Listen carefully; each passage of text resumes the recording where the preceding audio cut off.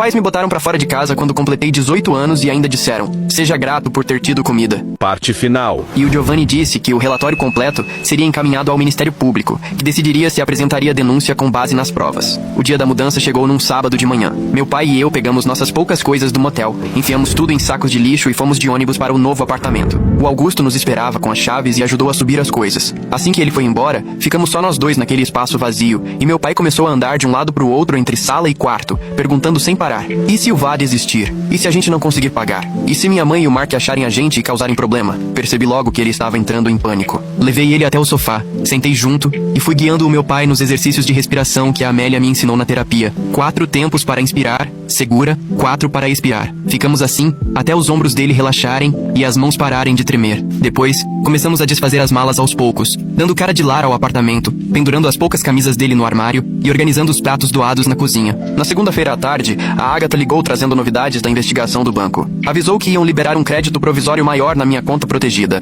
já com base nos resultados internos de fraude. Era um valor que cobria uma boa parte do que levaram da minha poupança da faculdade. Ela deixou claro que ainda era provisório, dependendo do desfecho, mas poder ver dinheiro meu numa conta só minha era como voltar a respirar depois de muito tempo sem ar. Conferi o saldo umas 3 vezes, só pra ter certeza de que era real. Na outra semana, meu pai começou a se consultar com o Victor Montes, psiquiatra do VA especializado em trauma, que atendia no mesmo prédio da clínica onde ele fazia o resto do tratamento. Fiquei esperando na recepção durante a primeira consulta, folheando revistas velhas e olhando o relógio. Meu pai saiu 1 hora depois, com um olhar cansado, mas mais tranquilo. No carro, ele contou que o Victor foi direto ao ponto, falando do trabalho duro pela frente, reconhecendo tanto o trauma de combate, quanto o sofrimento psicológico dos 12 anos de internação injusta. O Victor estava confiante na recuperação do meu pai, o que trouxe para nós dois algo que fazia tempo que não sentíamos: esperança. Uns dias depois, peguei o ônibus até a faculdade comunitária e fui até a sala da Cassie Vickers, no 2º andar do prédio de serviços estudantis. Ela era mais jovem do que imaginei, devia ter uns 20 e poucos anos, e a mesa era cheia de formulários e uma caneca de café escrito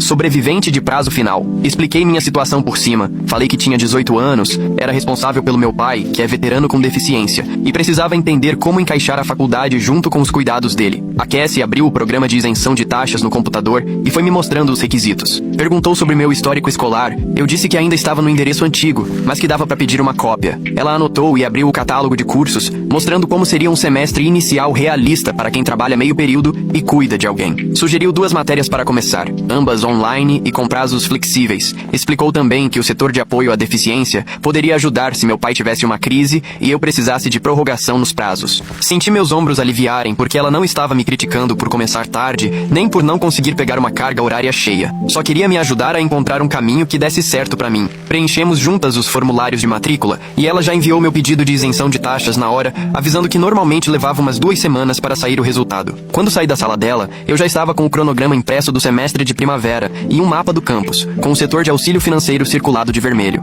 Uns 3 dias depois, a Artemisia me ligou, enquanto eu ajudava meu pai a separar os remédios da semana. Ela contou que o advogado da mamãe entrou em contato propondo que ela e o Mark venderiam um dos carros para fazer um pagamento inicial de restituição, por volta de R$8.000, só para mostrar boa vontade em cumprir o acordo. Na hora minha mandíbula travou, porque qualquer gesto dele sempre parecia manipulação, mas a Artemisia já foi explicando os detalhes. Ela disse que negociou para que o pagamento fosse direto para a conta judicial da restituição, não pra gente, e que eles teriam que apresentar o comprovante de venda e do depósito em até 30 dias. Perguntei se isso queria dizer que eles estavam realmente assumindo responsabilidade, e percebi a Artemisia mais cautelosa. Ela falou que, na verdade, estavam só cumprindo o acordo para evitar mais problemas na justiça, o que não era arrependimento, mas pelo menos era cumprimento. Eu disse que aceitava o pagamento assim que recebesse tudo por escrito, e ela garantiu que me mandaria cópias dos documentos. Depois que desliguei, expliquei tudo pro meu pai, e ele só assentiu devagar, ainda mexendo nos remédios. Ele disse: não me importo com o motivo deles desde que o dinheiro volte. 2 semanas depois, eu estava chegando com as compras no apartamento, quando vi a caminhonete do Mark no estacionamento. Meu estômago gelou, parei na hora, sacolas na mão. Ele estava sentado atrás do volante, uns 15 metros do nosso prédio, motor desligado, só olhando para as janelas. Virei na mesma hora e fui direto pra rua, peguei o celular e liguei pro 190. Falei pra atendente que estava tendo uma violação de medida protetiva, passei nosso endereço e a placa do Mark.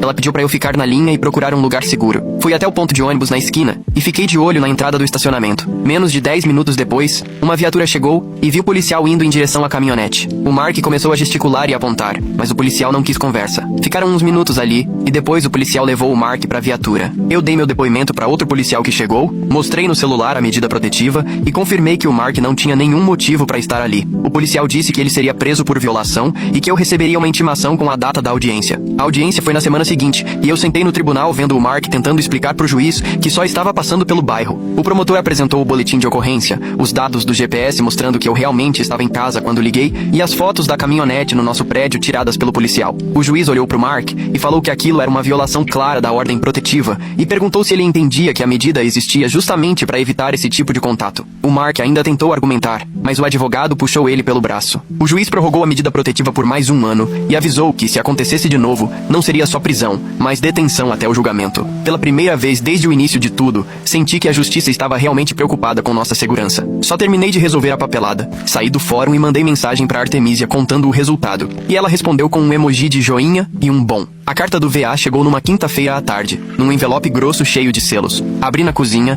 e precisei ler o primeiro parágrafo 3 vezes até entender de verdade o que estava escrito. A troca de responsável pelo benefício tinha sido aprovada, e agora eu tinha autoridade legal para cuidar dos benefícios do meu pai. A carta veio com instruções para transição, o contato da nova coordenadora e uma lista de responsabilidades. Fiquei ali segurando as folhas, sentindo o peso do que aquilo representava. Agora a segurança financeira do meu pai dependia de mim, não mais da minha mãe, nem do Mark, nem de algum funcionário do VA que nunca ligou se ele estava bem ou não. Eu era responsável por garantir que as contas fossem pagas, os remédios comprados, tudo o que ele precisava. Era muita responsabilidade, mas também era o certo. E fiquei grato porque, depois de 12 anos de exploração, alguém finalmente confiava em mim para fazer o que sempre deveria ter sido feito. Fui até a sala, mostrei a carta pro meu pai, que estava assistindo TV. Ele leu devagar, olhou para mim com os olhos cheios d'água e disse: "Obrigado." O primeiro pagamento do auxílio de cuidador caiu na minha conta no dia 15. Eu estava no celular durante a consulta do meu pai quando recebi a notificação do depósito. Fiquei olhando para a tela um bom tempo, lendo o valor e a mensagem. Programa de apoio ao cuidador VA. Não era muito, só algumas centenas de reais, mas era um dinheiro certo que ia entrar todo mês. Somando com os benefícios do meu pai, que agora realmente estavam sob meu controle, finalmente dava pra gente planejar aluguel, comida e ter um mínimo de estabilidade sem aquela crise constante. Mostrei a notificação pra ele quando voltamos pro carro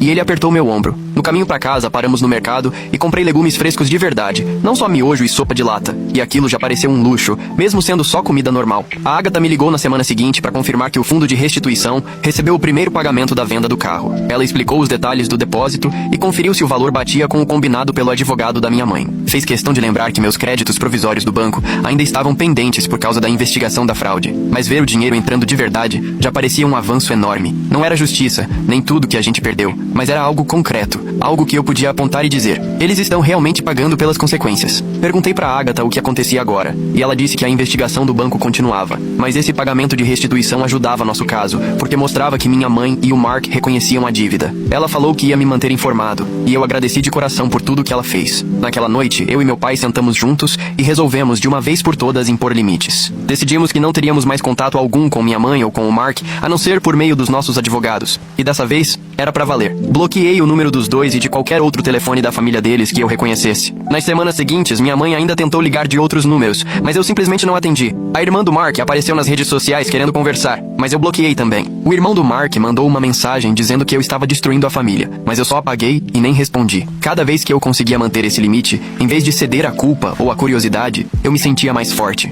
Com o tempo, essa firmeza trouxe uma paz que eu nem imaginava existir, como se finalmente eu pudesse respirar sem aquela expectativa constante de manipulação ou desastre. 3 meses depois daquela última noite em que acordei com água fria no rosto, eu estava sentado à mesa da cozinha, organizando os remédios do meu pai para a noite. O apartamento tinha cheiro do frango com arroz simples que eu deixei no forno, e meu notebook estava aberto no cronograma do curso online de escrita da faculdade comunitária que comecei na semana passada. Meu pai estava na sala vendo um programa de culinária e eu escutei ele dar risada de alguma piada do apresentador. Olhei em volta para o nosso cantinho. O sofá que compramos no brechó, os pratos doados guardados no armário, o recado do VA preso na geladeira com um imã. Era esse momento simples, essa quinta-feira comum com remédio, janta e dever de casa, que de verdade significava estabilidade. Nada de grande emoção ou reviravolta. Só aquilo que é firme, previsível e seguro. Não vou mentir dizendo que agora está tudo perfeito, porque não está. Continuamos na terapia. Ainda estamos lidando com processos, aprendendo a ser pai e filho depois de 12 anos afastados. Meu pai ainda tem pesadelos e crises de pânico, e eu ainda fico indignado pela infância que nos tiraram. Mas agora, temos um lar com nossos nomes no contrato, comida na geladeira comprada com o nosso dinheiro e um plano pro futuro que é só nosso. Não é um final de conto de fadas, onde tudo se resolve e todo mundo vive feliz pra sempre. É algo melhor. É um verdadeiro recomeço. Bom, essa foi uma jornada pelas piores decisões parentais que alguém podia tomar. Se você aí acha que sua família é complicada, pelo menos provavelmente ninguém precisou fingir a morte de ninguém. Provavelmente. Enfim, se quiser ouvir mais histórias que começam mal e terminam com um fiozinho de esperança, se inscreve aí. Ah, e se aprendeu alguma coisa hoje, talvez seja que às vezes o sistema judicial funciona, por mais surpreendente que pareça. Muito obrigado por acompanhar. Siga o perfil para mais histórias.